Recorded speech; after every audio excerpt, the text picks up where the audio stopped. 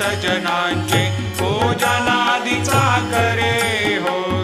ओवाळे तो पंच प्राण ज्योती सुमती करे हो. ओवाळे तो पंच प्राण ज्योती सुमती करे.